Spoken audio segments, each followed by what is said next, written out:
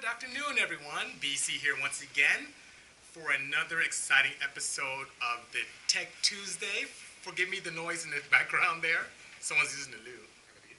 Anyway, so thanks for joining us, everyone. And for those of you who are on Facebook, YouTube, or even on the podcast, you'll notice that I'll mention quite a few names that are people that are interacting with me via Instagram Live, so please hang tight. And this is something we do every Tuesday to talk about great opportunities in technology. Many of you submit questions, we answer them, and answer quite a few live. Hello, Superdart. Hello, Kevin. JV Tech, thank you so much for joining. Really appreciate that. And as I mentioned earlier on today, we are at a wonderful facility here in beautiful Riverside, California. We are at the K&N AEM Filtration. That's Chris who just walked by there. Beautiful facility here. They have quite a few items here. Everything from filtration systems that allow you to protect your engines very well. And the partnership really exists with AEM Filtration as well, which, by the way, started in 1987. So we'll talk quite a bit about that today and quite a few things. And as always, I will have some great prizes for you, some really nice prizes that allow you to take full advantage and enjoy. But you have to pay attention and listen to what I have in store and answer the question as always. And whoever gets it right the first time wins. I should have maybe two gifts courtesy of AEM Filtration, which is really exciting. Hello.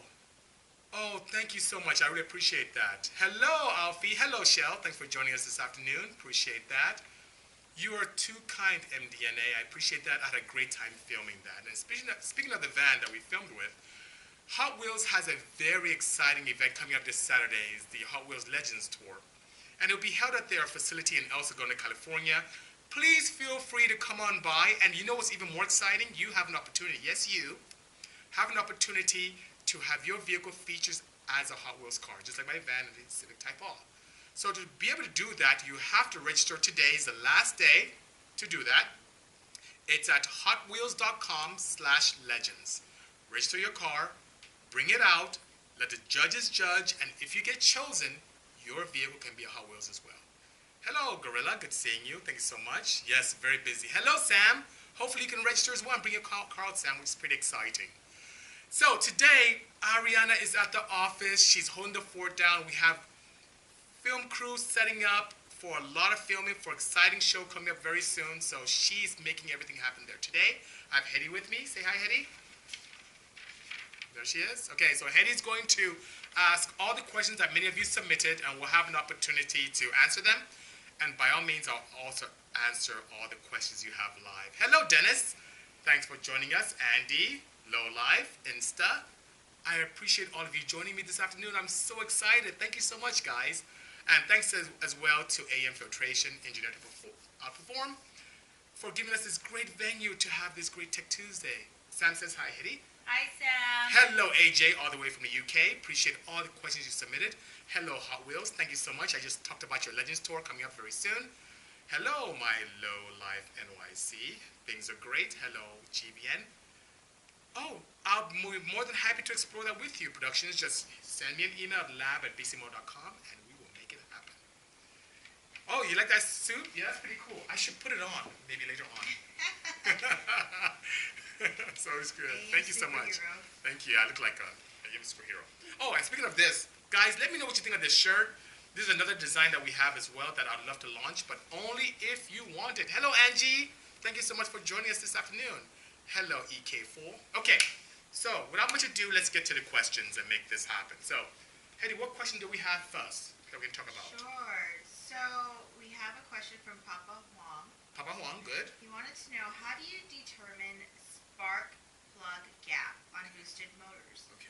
Also, what is your opinion on copper versus iridium?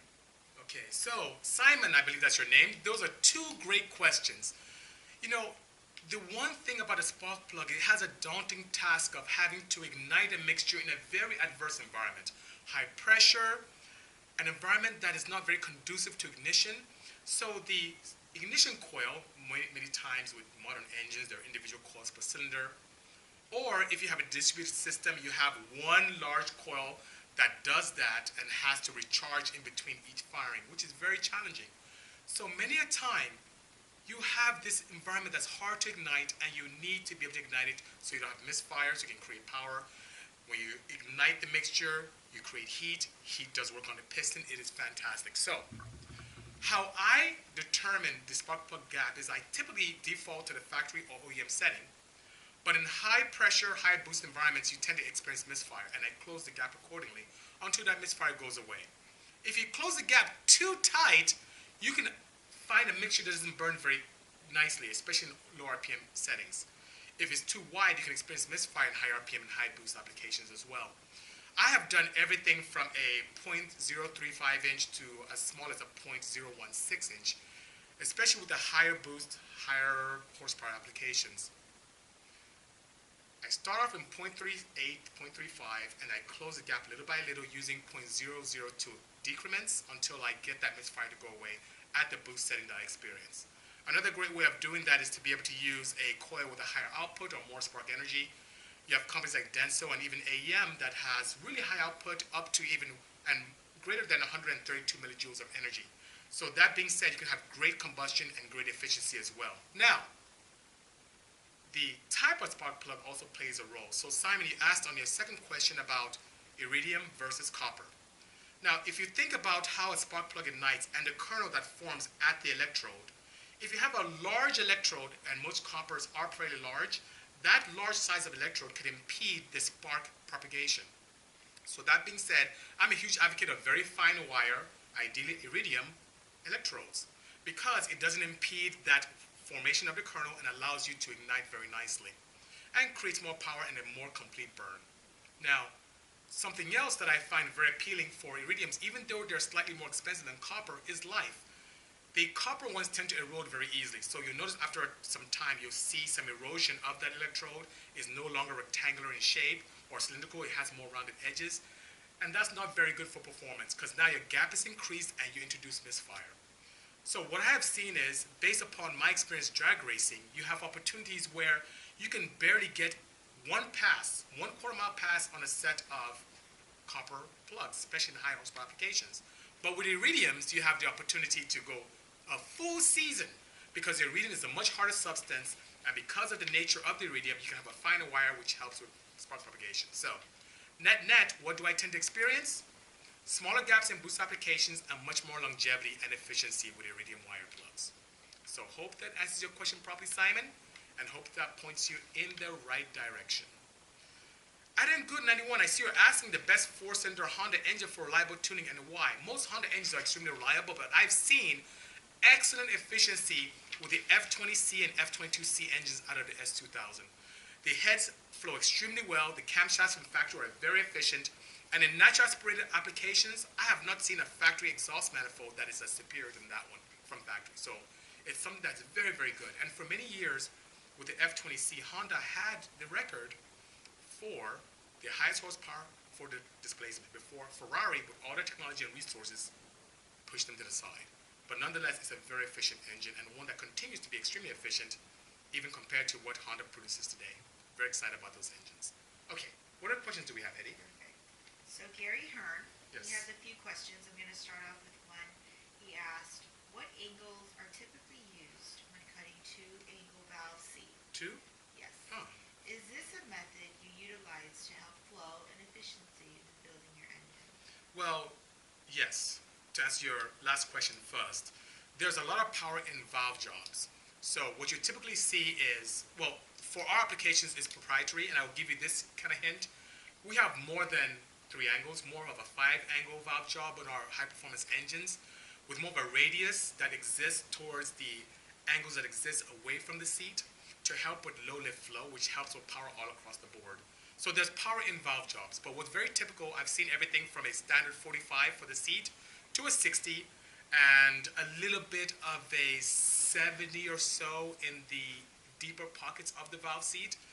So it depends, but 45 and 60 are very popular ones. But for high performance, radiuses exist and make a lot of power. Perfect. So he also asked, what's the chemical differences between pump gas, E85, and Q16 race fuel?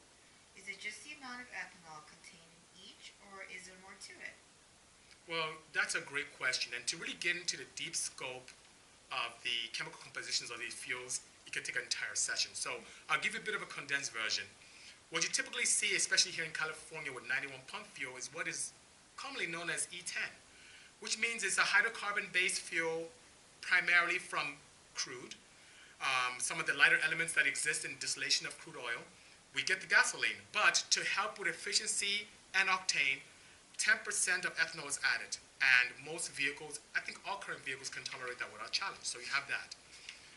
And that ethanol component has an OH radical attached to it, which allows for very, very, very nice clean burning, which allows me to segue into E85. Now, E85, you have 85% ethanol and 15% of regular gasoline. Ethanol is extremely nice to burn, but in its pure form, you can actually consume it. So to deter you from drinking your fuel, 15% of a decantant or denaturant is added, which is, in this case, gasoline. And what we see with that is cooler burn, a wider tuning window, and here's what I've talked about before. The caloric content of the fuel is much higher. So the key to making horsepower is to get as much air as possible into the engine with the appropriate amount of fuel. But above and beyond that, there's some other factors that allow you to make more power. RPM capability gives you that. And I think, AJ, you have a question coming up about that. The caloric content of a fuel, which means that if you have a fuel that releases more energy, you'll create more power. And also how efficiently you can ingest that, with volumetric efficiency being extremely key. So that being said, thinking about E10, which is regular petrol, or 91 octane you may see here in California, versus E85, you now have more ethanol, which if you burn the same amount of air with E85 versus 91 gasoline, you see a lot more heat. So the caloric content of the ethanol is much higher and you make more power. Now, when you go to something like Q16, Q16 has an oxygen component added to it. Many times you have everything from esters to, I'm trying to think of the one chemical olefins, there you go. An olefin is added to that as well to help with that. And what you end up finding out is that you can get very nice caloric content because the oxygen is added to it. One thing about some of those fuels with olefins is that olefins are known as carcinogens. So it's not something you want to breathe very often or have contained. And also it could devulcanize rubber if you keep it in your system for extended periods of time. So it's wise to be able to flush those kind of fuels out your system if you're going to have your car sit for any period of time. So when it comes to the composition of those three, you have one that's really olefin-based, you have one which has a small amount of ethanol content, and one with a large ethanol content, and they all have different caloric values. My fuel of choice, I love ethanol-based fuels. They burn much cleaner, and they smell really great, and above and beyond that, wider tuning window. So I hope that gives you a nice synopsis of the different types of fuel, their compositions, and without going to much detail that can take up an entire hour, gives you a 30,000-foot view and helps you understand that a little bit better. Adding good, could an S2000 be mounted sideways? Yes, it could. You could use something like a K-series gearbox, and one of the reasons why I feel that's a good application to use is because both the K-series and S2000 both turn clockwise. So that being said, if you're trying to use a B-series or D-series gearbox, which is designed to turn counterclockwise, it would be a challenge. It wouldn't work properly, not without significant modification. So that's what I'd use. I'd use a K-series gearbox, and that way you can have a very simple, straightforward setup with the right direction of travel. Auto collective, you could, but it may take you a few months. We have a pretty large project now that we have in-house that is not available to the public, so it's very difficult for me to get you a tour of our facility until the latter part of the year. So please forgive me. We do allow people to come by and have tours, but right now we have a project that's very hush-hush and we cannot expose it to the public. So please forgive me, but touch base with me, and after the project is done, we'll be more than happy to show you around. No problem whatsoever. Thank you, Dion. I appreciate the kind words. It was great seeing you as well in Long Beach. I had a good time out there.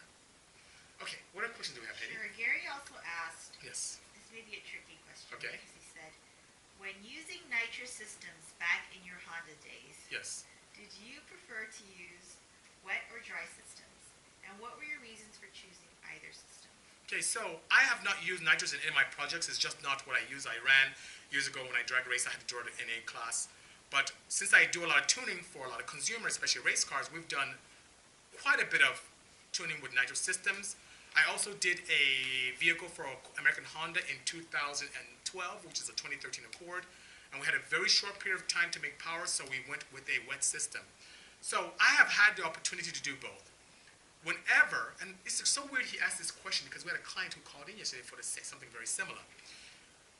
Based on my experience, whenever I have the opportunity not to worry about distribution in the intake manifold, which typically happens with low horsepower outputs, for nitrous that is, not for the engine, but for nitrous. Let's say anywhere from a 50 shot to, let's say, 75. I have no problem with a single fogger and using it in a wet system to help with distribution. And why do I have to use something wet? If you have distribution problems in an intake manifold, which is very typical with inline fours. You know, you think about an intake manifold on inline four, the throttle body is typically on one side, and if you do a flow analysis on that, the cylinders that are farther away from the throttle body seem to get more air than the ones closer to the throttle body, just because air has mass, and air tends to ram itself towards the back of that intake manifold. So that being said, if you have a setup that has distribution issues, short of you doing individual cylinder tuning, it's wise to also introduce fuel with the nitrous. And what that does, it allows the travel to be ideal. Now, if you start going to high horsepower applications, it's very difficult, especially with a lot of nitrous, to be able to get great distribution. So that's where I would explore direct port. And in that case, if your injector and fuel pump can handle it, you can do it dry and use your initial fuel systems to be able to fuel the nitrous. So you can run a larger injector CC per cylinder and use an engine management solution to add additional fuel appropriately with the nitrous setup. And I see you said, AJ, that people thought I ran nitrous. Yeah, you know, it's very interesting. Whenever you do something very exciting on your application, especially as a scientist, when I create a project that makes a lot of power and goes really fast, like years ago when we did 150 miles an hour, you know, quarter mile, or running low nines with a unibody single cam, people thought I had nitrous. Well, many times people protested, and our engines had to be teared down. And where it was Palmdale or Fontana, we tear down, people found out there was nothing in my engine at all. So I'm not an advocate of cheating. As you can see, the most recent show that we did with Netflix, I didn't fare well because I paid attention to rules. And other people don't have that same mindset, which is quite sad. But nonetheless, it's not my way. I will never jeopardize my future or all the accomplishments I did by doing something of that nature. So, but for our clients, we've done quite a few nitrous systems, and I do prefer Nitrous Express. I'm partial to them, and they stay on top of technology, which is great. Alex, the show is the fastest car on Netflix. So if you go on there right now, it's airing. It's very nice. Had a great time filming. Talks about our background and our family. And above and beyond that, we had a very nice opportunity to race our Odyssey versus other street cars and exotics, which is pretty exciting indeed. I've tuned quite a few VWs, but I haven't built one in-house. For me to build a VW, I'd rather work with the manufacturer themselves, with the VAG. Thank you, Giant. Appreciate the kind words. Andre, I'll get one download. Thank you so much. I appreciate that. Thank you so much for joining us this afternoon. Okay. What else do we have, Annie? Last question from Gary. He said, Gary? when will your Honda Insight be out again? Ah. And what size throttle bodies are used on the F-22? Should I tell Do you use stage injection on this engine? Should I tell them? I don't know. It just depends on Okay, I'll be nice. I'll tell them. I'll tell them what I have. Okay, so AJ, I am working right now on the Insight. That's So you Gary, can expect. actually. Oh, Gary? Oh, Gary, I'm sorry. I thought it was AJ. No, it's Gary's last question. Okay, Gary. Okay, so Gary, I'm going to Insight right now. I have so much going in the shop, but you will see it before summer. So the Insight will be out and running. And you know, for many years, I've flown the colors for AEM and Kane another car, and it's something I'm very proud of. It's a natural aspirated engine. It was a proof of concept car that we did at an F-22 setup. That proof of concept was to show that we can take any engine and create a lot of power from it. So without any aftermarket support, I mean none whatsoever, no valve springs, valves, camshafts, pistons, sleeving services, nothing whatsoever. From scratch, we were able to show that we can take an engine like the F-22A, which is a rubbish engine that most people said, and make over 455 horsepower with it, which is great. And when we went out there, people were screaming, oh, it's not fair, this car has this, has that. No, it was a very simple, straightforward setup. So to answer your question about stage injection, yes. When I went from carburation to injection courtesy of Kinsler, and for those of you who may remember, we are the ones who brought Kinsler to the Honda scene. Kinsler was all about domestic setups. We had one advocate there, Scott Cole, great guy, who was also a single cam guy, and we got together and convinced Jim Kinsler to get to the market. So the very first Honda ITB system, I still have at the shop, and I'll bring it on my next show and show it to you guys so you can see. So for, you know, what's so weird, for some of the guys who talk so much mess, they run Kinslers that we brought to the market, which is very interesting. But nonetheless, I do run Kinslers, stage injection on that using AEM Infinity to control it, and I run 64 millimeters per runner. Yes, 64. In a magnesium, very lightweight magnesium induction, And what most people feed the entire engine with, I run for each cylinder. So that answers your question, hopefully. And if you have more, I'll be more than happy to assist. Okay. Perfect. So this question's from CT Racer. Alfie has a question. Perfect. He said, hey BC, please explain turbo trims, AR, impellers, VGTN. What application is best in your opinion for a D15, B16, Oh. B18, and F22A? Alfie, that's a lot. That's me, like the whole show. Or just tell us something cool. Why don't you give me your opinion? So Alfie, thanks for the question. I see a lot of people asking me, Dion and more people asking, am I able to go to IBOT this year? I didn't plan to. I know my friends here at AEM Filtration will be going, AEM Intakes will be going, so maybe I'll partner with them and bring the van out, but I haven't planned to come to IBOT this year yet, you know? And I didn't make it to Luftercourt. I was actually working. I wanted to go, but I had so much to do at the shop, I was actually behind. I had to go to work on Sunday, so I was able to make it. So, Alfie, to answer your question, trim, that's a great question. Many manufacturers, especially our friends from Garrett, they tend to use trim as a great way to measure the size or efficiency of a turbo, which is nice. And it's very simple. It is really the area ratio between an inducer and exducer. And it typically has to do with the compressor side of the turbo. So for those of you asking, well, what is inducer and what is exducer? Well, inducer is the inlet side. So if you look at the compressor, I wish I had a wheel here, but look at the compressor wheel, the smallest side, where the air goes into is the inducer, and where the air escapes from, which is the larger, major part of that wheel, is the exducer. So if you take the area of the inducer, let's say in a simple case, let's say a 50 millimeter. It's 50 meters square, by, let's say exducer is 100 millimeter square, you divide those two and multiply by 100, and that's your trim. And if all things are equal, the higher the trim, the more airflow. Once again, if all things being equal, you can have two different types of trims with two different style of wheels, and a smaller trim could make more power or create more airflow, because aerodynamics play a role. But if you have the same aerodynamics in a compressor wheel, trim is definitely based upon the area between inducer and exducer, and the larger, the more flow. So, to answer your question about the D series, F series, so on and so forth, I can give you one nice blanketed answer. It depends on what you're doing with the car. Some people build cars for road racing, which we've done. Some people build cars for drag racing, which we've done. Some people build cars for dyno queen purposes, which we've done. So for all those applications, drifting even, for those applications, based upon what you're trying to do, the turbo trim and sizes can differ. Everything from AR, there's so many different opportunities. And that's where our expertise comes to help. So that being said, if you need help with choosing a turbo, I'll be more than happy to help you choose a turbo and get one to you. There's no problem whatsoever. Allow us to use our expertise to assist you. So, but we'll need to know very, very good information about what your intent of the car is and what you plan on doing. Street car, road racing, drag racing, drifting, high speed, you just don't put on dyno and show numbers, whatever the case may be, you can do that. Item good, that would take a lot. I haven't explored that. I don't think it's that far off, but at a minimum, you may need an adapter plate. Campus Gabi, I didn't see your question properly. Oh, my pleasure, Marlon. Thank you so much. Appreciate that. Compression of the engine, Flacco, let me know which engine you're speaking of, and I'll be able to answer that question for you. If it's one of mine, I'll happily share that with you. Okay, what other questions do we have, Eddie? Sure. Somebody by the name of Nothing But Cookies. Nothing but cookies. Pretty awesome. He said, is there a chance you can go into a little of piston crown design? Do you hand finish your pistons to take off the sharp edges? A little insight into how you go about it or your preferences would be awesome.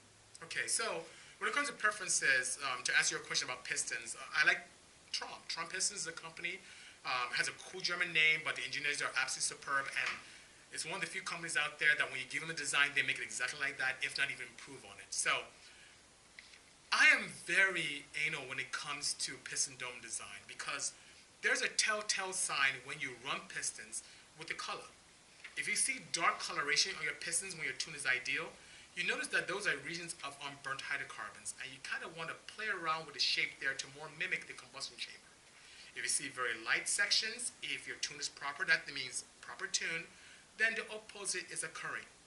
Many times I tend to look for lands of diminishing returns in terms of static compression, especially when I combine that with very aggressive camshafts. So I've run everything with D series to, let's say, 18.4 to 1 compression using E85. So how can I get away with such a small displacement engine, relatively small strokes, and very small bores to 18 to 1? I have my friends at Trom digitize the combustion chamber. Then, because Honda does a great job with engines but has a little bit of core shift, you notice that even though you digitize the combustion chamber, they're not all equal. So I physically will hand massage each piston to each combustion chamber to be able to give me the stack compression I want. And then after I run it, I pull the head and look at the shape and the color. And that tells me where I need to massage a little bit more or redesign. So that's what I typically tend to do. I know it's very time consuming, and I don't expect you guys to do it, but like I said, when it comes to piston design, take advantage of our expertise and allow us to do it for you. So now, taking a little bit step further, there's also power capabilities in where the ring pack sits, the ring style you're using, the tension in the ring. There's just so many opportunities there. Extensive use of coatings. It's absolutely spectacular. So I am fascinated and love piston dome design. It's absolutely wonderful and a great way to learn a lot and to make your engines a lot more efficient. So I hope that answers your question properly about dome design and what we go through and how we do it. And by all means, if you need help, I'll be more than happy to help you with the design, and my friends from Trom will make it for us, and we'll send it your way. Okay, so I hope that answers your question properly. And how are we doing so far, Eddie? Good. We have, Awesome. We're going to do an AJ Thompson marathon. Oh, okay. AJ Thompson, hopefully you're still here. He has a few questions he wanted to ask you. Okay. The first one is, what is the highest capable RPM and displacement of a built water-cooled Porsche engine? Okay, so water-cooled, I assume you may M96 if you're still here, AJ, because that's the one I love experimenting with. The ports are very nice and so on and so forth. If I had to use a hypothesis based upon what I know with those engines, I feel that you probably eclipse it close to mid 10,000 RPMs. So mid 10,000, 10.5, 10.4, thereabout. The challenge with that engine are the buckets. So even though it has direct oh, there you go, AJ. So I assume that you're talking about the M96 and M97 engines. The challenge with the buckets are that they are hydraulic. And the hydraulic buckets are great because you don't have to worry about valve lash and adjustment. But the challenge, once again, there is they're filled with oil and they tend to be heavy.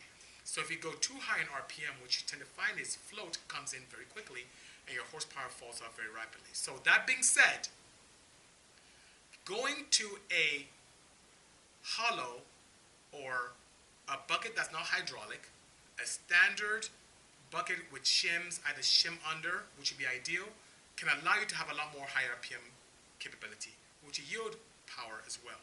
Those strokes on the Porsche M96 are very short, so you can get away with nice rod ratios and be able to have a lot of fun reliably.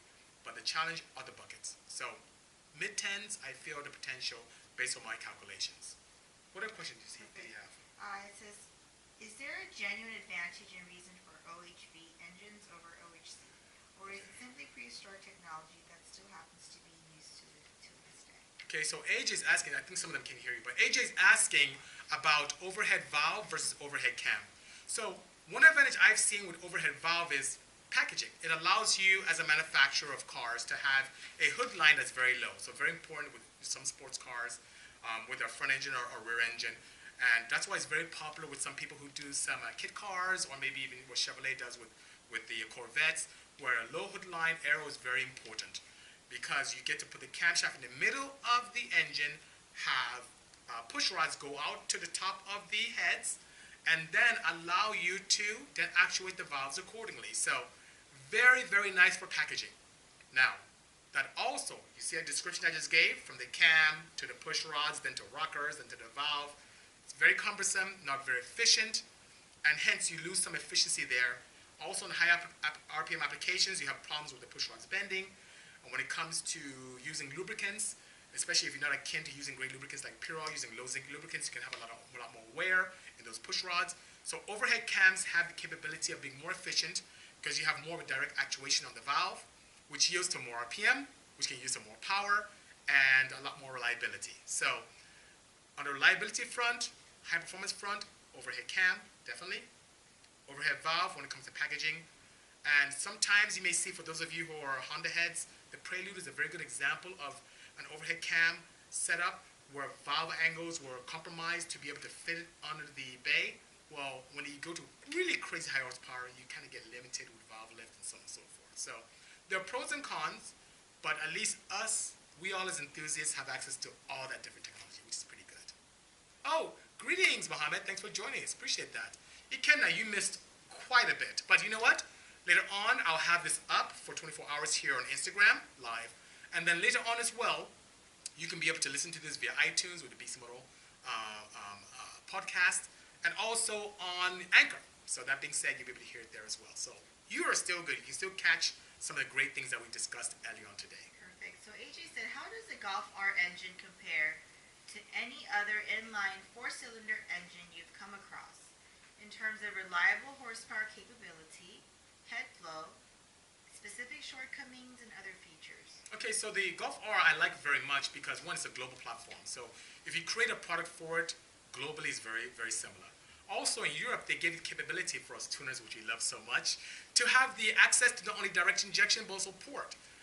And the ECUs are very much universal as well. So even if you have a USDM engine, that direct injection only, you can still keep the same ECU application, have an additional harness, and still go with port and direct, which is really cool.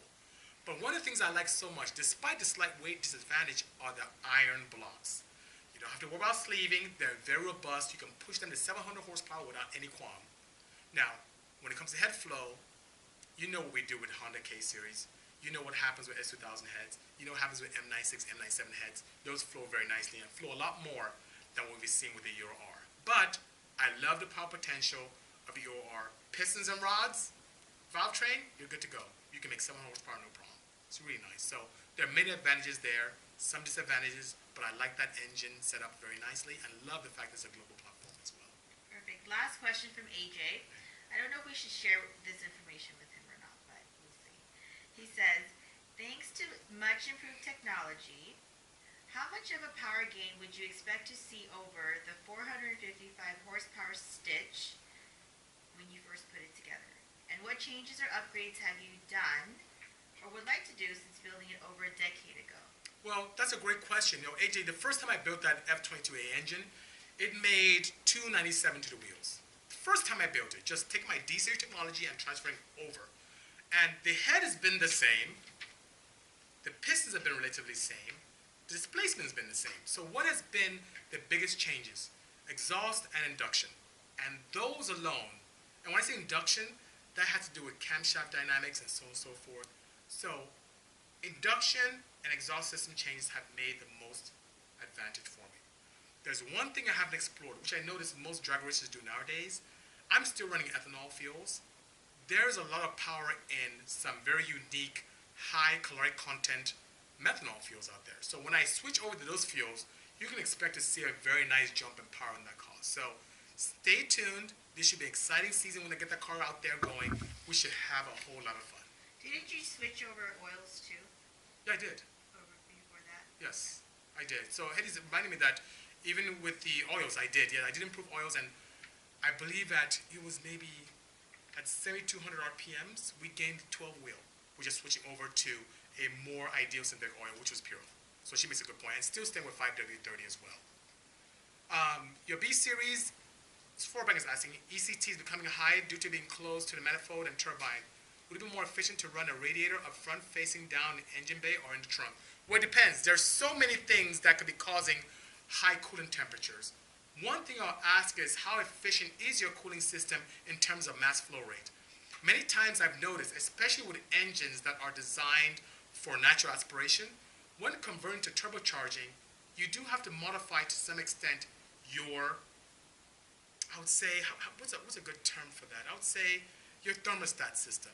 So you need one that's a much higher flow thermostat, and if you don't have access to that, at a minimum, modify it and take out the center of your thermostat. Not the entire thermostat, because what happens if you take the whole thermostat out, the flow rate will be so fast that you won't have time to have good heat exchange at the radiator.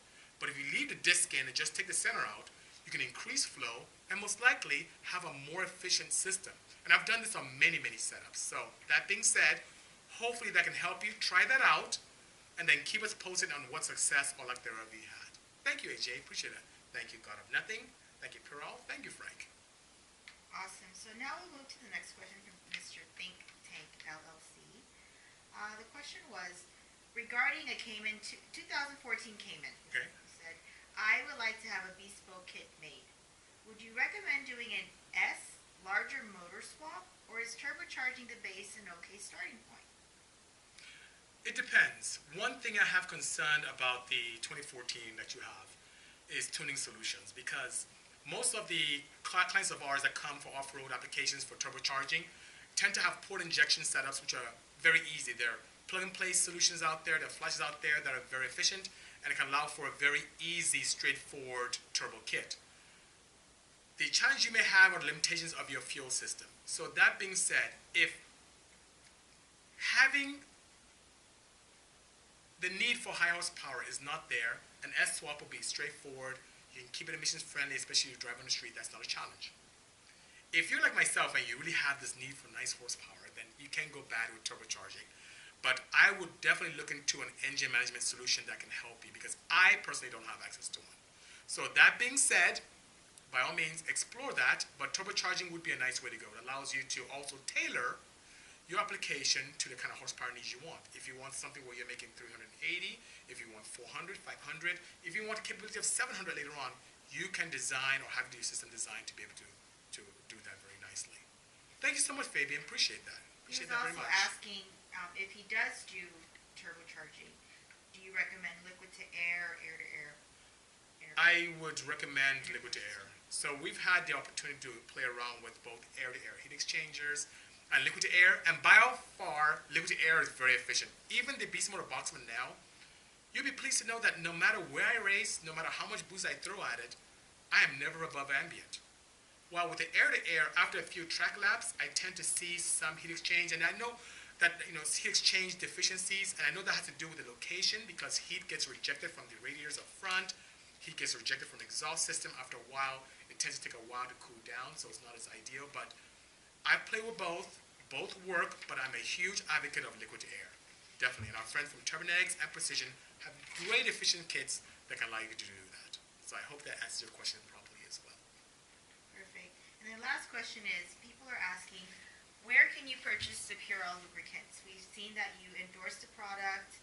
Where can we purchase goods like your hats, also the product? Okay, so people are asking about Purell, so you see I'm representing them here with a hat. These are guys from aerospace. I love their stuff. I had challenges in the past with other lubricants, and of every type of compound I've tested in-house, I'm yet to see the efficiency, the sheer stability that I've seen with this brand. I love their stuff. I love those guys. They're great guys. So I believe so much in that I carry it myself, so you can buy it from Bisimoto.com. If you don't want to get it from us, they have it available on Amazon, and I think they're going to go on eBay soon. But Amazon, for sure, they have it up there as well. And Newegg, too, I think. And Newegg, yes. Newegg as well. So thank you so much for that. Okay. And I believe that's it. The last other questions were, are you accepting internships at this time? Okay, so I get that question very often, if I'm accepting internships, and I am. So if you're interested in interning at Bisimoto Engineering, and we're local, it's good that you're local to us because it makes it much easier. Feel free to send us some information to lab@bisimoto.com, by all means. And I'll be more than happy to have you come by the team where we have a lot of fun. We can do some great things together, and you can learn quite a bit. And it shows great value to manufacturers. So many people come through us and get picked up by manufacturers immediately, which is really fantastic. New projects, yes. I'm building more Boxmans, and we'll be partnering with our friends from AEM Filtration, AEM Intakes as well with that. I'm doing something a little different. So they both will be different from the current red one as well, which is pretty exciting. And I will be playing with a very unique domestic offering this year as well, which is pretty exciting. Kevin says we have his number. We should call him. So, Kevin, I will call you by all means. Yes, by all means. I keep forgetting about you, Kevin, but I will not forget about you this time. He's not a legal age to be an intern. She said you're not legal age to be an intern. The buffering, but what would be a decent, so they said that buffering, I have buffering issues, which is weird. I'm so sorry about that, guys. Decent trim Turbonetics turbo for Lambo daily. You have an ST Eco. Oh, you'll be very pleased about this, Dion. Turbonetics already has the perfect setup for you, especially if this is something that's more of a street-faring vehicle or you do like cane carving and road racing. Shoot me an email. It's not available to the public yet, but I will hook you up. So, by all means, lab@bisimoto.com, write to me. I'll get you hooked up with that. No problem whatsoever. AJ said he's local, only 5,000 miles away. That is not local, AJ. And Kevin said, I don't hear it from you, Heather. Okay, Chris. Heather. Anyway. Good job, Chris. So once again, guys, just as a reminder, hello, Ken. Good to see you. Just a reminder, we're here in beautiful Riverside at the AEM Filtration, AEM Intakes, K&N facility. Great guys. They've been fantastic hosts. You know, one great thing about AEM, they started in 1987, and they've just had excellent products since then, engineered to outperform, which is absolutely fantastic. And then this weekend, and I'm going to send you guys a poll about this, we will be participating at the Hot Wheels facility, their headquarters in El Segundo, for the Legends Tour. You can also register your car there as well, and you'll have an opportunity to go online at www.hotwheels.com/legends to register. Today's the last day, so you have to hurry up by all means, and we can definitely take care of you and see you out there as well. So I have the opportunity to either bring the Odyssey or to bring the center seat Porsche. I will send out a post. Let me know what you think by all means. For the SI, absolutely. So something we have for the new SI are cat bypasses, down pipes, new compounds of lubricants through our partners at Purell, and also some really cool flash protocols that we've worked very closely with the guys from K-Tuner to explore, which is pretty exciting. Oh, Chris, I look forward to seeing you there as well. Real Drive Hyundai, still in-house. We do have the most powerful Hyundai on the planet, 1080 horsepower to the wheels at the facility in Bisimoto. Hello, Clarence, long time no see. Thanks for joining us this afternoon. So, I have a question for you guys. I know we've been in this session for 41 minutes. It feels like 4 minutes, so I appreciate you guys hanging on there. But we have something very exciting. I have this very, very nice gift card. How much is this gift card, guys? $300 US. So anyone can win this. AJ's listening now. AJ don't listening, I'm sure. So that being said, wow, we have this. So I'm going to ask a question in a moment, and then the first person to answer this properly will win this gift certificate, which is pretty nice. So hang tight. So NYC has a question about any S13, S14, KA24DE turbo experience. Significant. So we have quite a few individuals who, road racing, drifting, you name it, who come in and they've been on primarily AEM Series 2 or AEM Infinity, and we've tuned quite a few. And we've had them upgrade to Turbonix turbos, we had them on precision, built engines, E85, flex fuel, and we've seen everything from 310 to the wheels to close to 600. So we've seen in-house. So you can have quite a bit of fun. And those cars are becoming extremely popular indeed. So Dominican Cousin says, if I'm ever on fastest car again, please use the Porsche. Well, you know what? It's not really up to me. To believe it or not, when the guys from Netflix came over, we presented to them the Blue 911, which is like the picture I have here on my t-shirt, and also the rear-wheel drive converted 6-speed manual 2017 Hyundai Santa Fe. Those are two cars that we suggested for them, and the Porsche was going to be an exotic, and the Hyundai was going to be a sleeper. But they came to the facility, and they came to look at the car, and inspected it out, and they saw the van like, what is that? And they said they wanted the van. Now, the caveat with the van is that it had to be purely in street form, so had to run on pump fuel, which we run pump 85, and we had to run on street tires, which was really sad, because when we went to the show to film, everyone else was slicked down, so that was really sad. But nonetheless, we obeyed the rules, and we're there, and even though we didn't win, we had a great time filming it, so it's really exciting. And I appreciate all the support you guys had out there as well, and how so many of you love the story of how I came to the United States and pursued engineering and did all the great things in my family and all that good stuff. So I really appreciate all your support, guys. Appreciate that so much. Thank you so much, Dale. You're very kind. You're very kind. And you know, Christian, I really appreciate the kind words. It's very nice of you as well. So, without further ado, I'm going to ask the one question for a $300. That's a lot of money. That's like a monthly salary in my country. $300.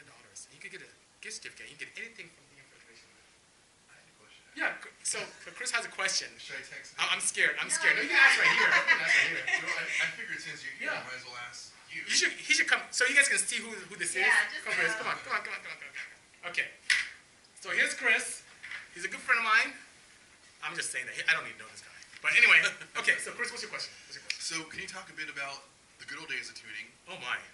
versus current day, Okay. and some of the changes or some of the advantages you have now Yeah. due to either technology or knowledge or flex fuel capabilities, just kind of some of the stuff that we're lucky to have now that a lot of the younger kids don't know how hard it was back then dealing with the EFI stuff. Great question. You know, he asked about EFI tuning and really the transformation of the scene from then to now. And it's so tough back in the day. I mean, I started playing with these cars as far back as, 1995.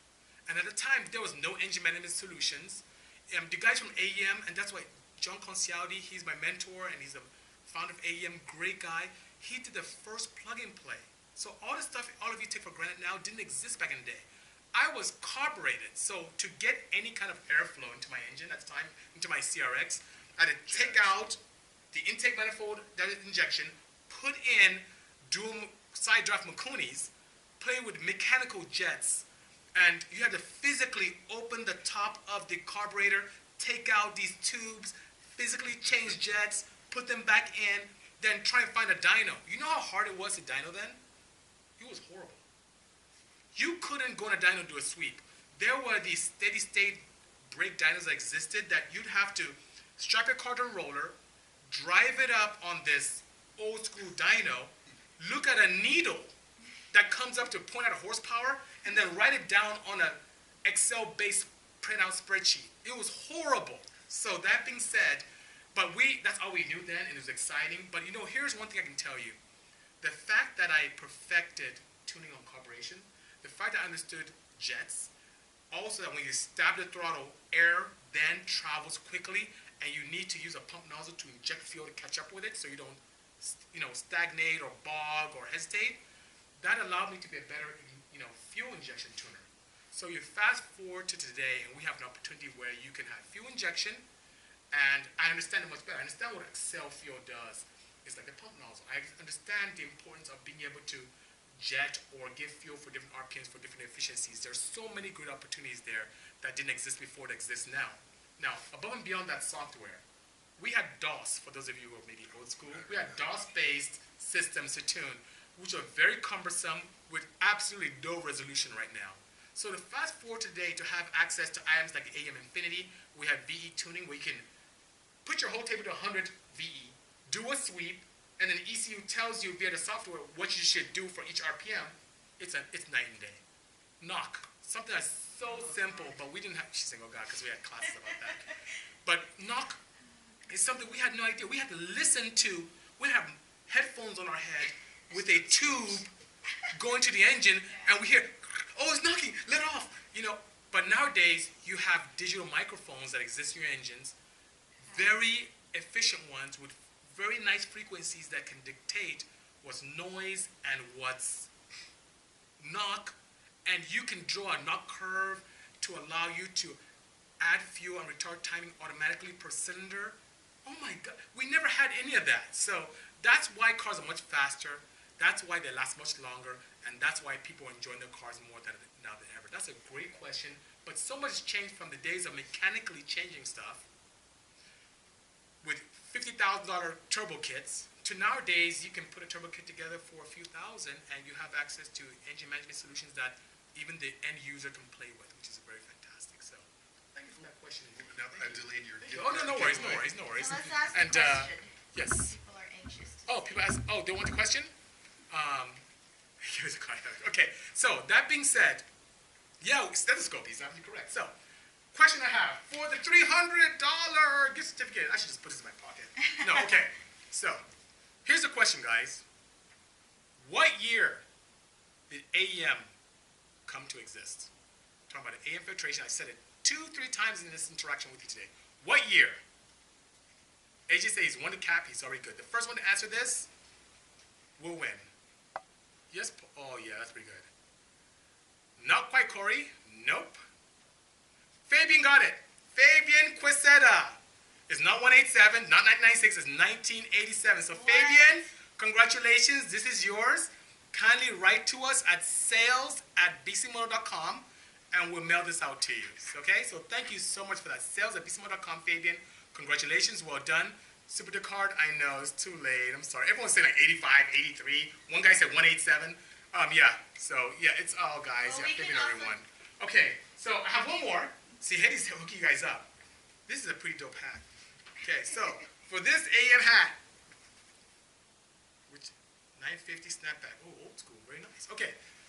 So, Fabian, it'd be hard for me to DM you if I am here live. But you can DM me, Bisimoto.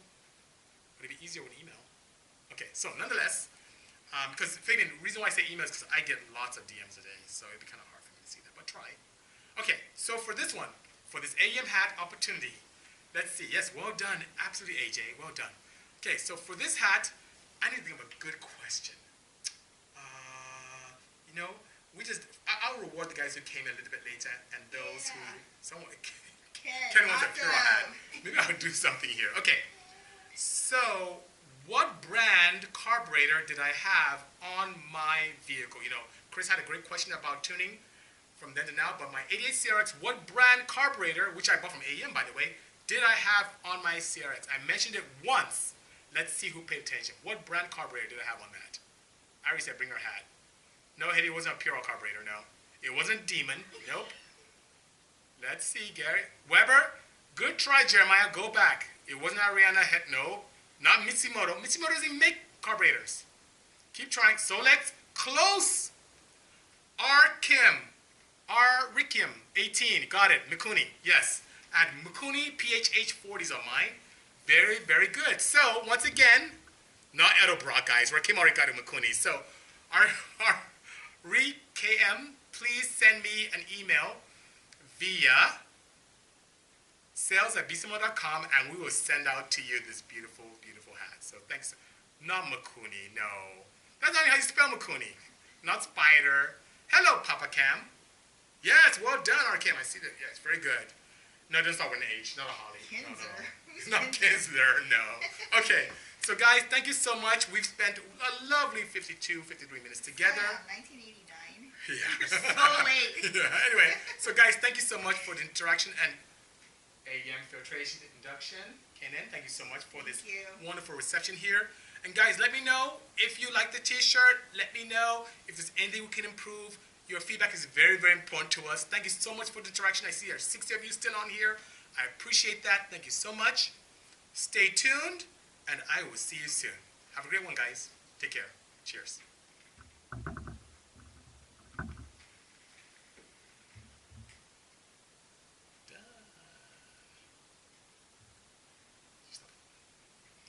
I hope you didn't leave your screen, because if you did, just stop the filming.